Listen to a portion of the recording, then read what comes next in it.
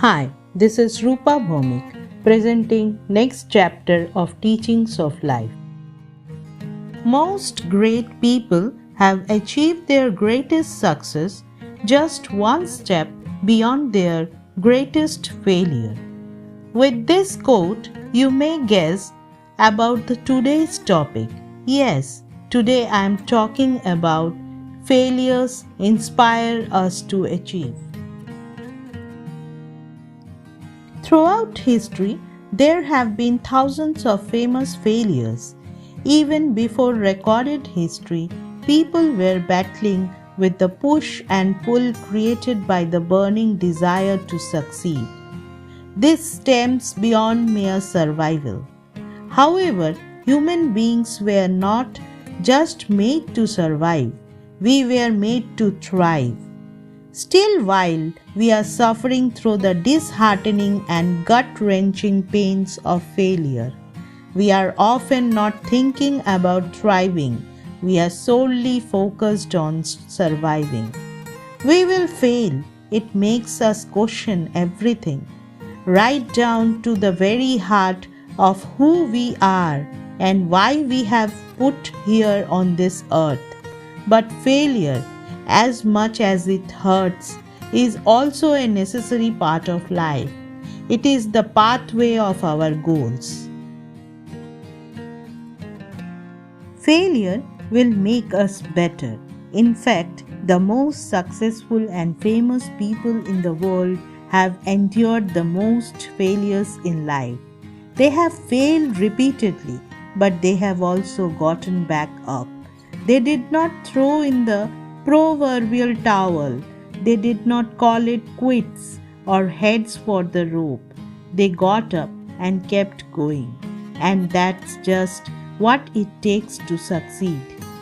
Today, if we suffered throughout failures in the past or we are going through the torrent of failure, know this: failure will make you better.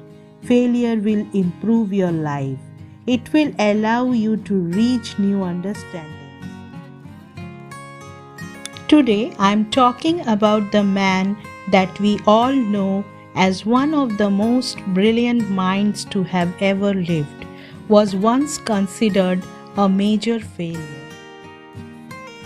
He was no other than the legendary scientist Albert Einstein. Einstein was born on March 14, 1879 in the southern German city of Ulm to Hermann Einstein and Pauline Koch. As a child, he was backward and very shy. He was slow to learn, slow to speak, and slow to read. He still had difficulty speaking at age 3, and his mother Pauline began to fear that he was mentally deficient. When he finally did speak, he would softly repeat every sentence he uttered, a habit he continued until the age of 7. At 9, he still could not speak fluently. However, this slowness in articulation did not indicate a lack of measured, deliberate, and precise thinking on his part. At school, he was slow to answer, so teachers assumed he was just an average student. But he marveled at his first scientific experience, like how his father's compass always pointed north. He struggled with the harsh rules, mindless obedience, and authoritarian discipline of German school. He developed a distrust of authority, always questioning his teachers and their methods.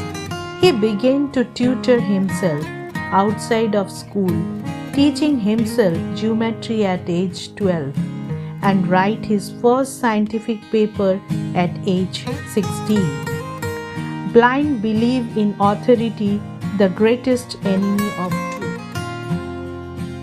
He failed to get into a new school to study physics and studied a full year to retake the examination. Because of his poor attendance and attitude, his professor did not give him job recommendations. So he had trouble finding work. when he graduated. He wanted to start a career in physics. He sent letters to scientists begging for work, but was only able to get temporary teaching jobs. The next job he found a job of office clerk, which had nothing to do with his passion for science, but he will find the job and spend rest of his time pursuing his passion for science. He spent next 3 years working non-stop. 1905 is called his miracle year, when a patent clerk published 4 articles that revolutionized science forever. He was awarded the Nobel Prize for Physics in 1921. He is considered one of the smartest and most influential people to have ever lived, and remind us that only limit to the pursuit of dreams is our own imagination. He said, "Imagination is more important than knowledge. Knowledge is limited imagination, embraces the entire world, and stimulating progress, giving birth to evolution." At last, the lesson we gained from his life, the experience of failing at something, is truly invaluable. It completely alters our frame of mind through the induction of pain.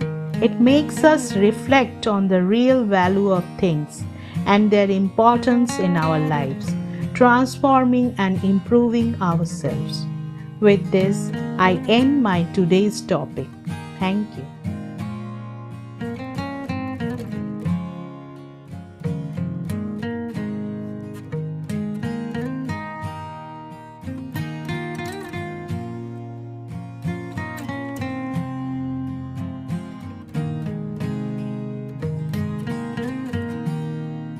At last, I thank all my viewers for listening me. If you find my video useful and informative, then subscribe and share my channel with your friends.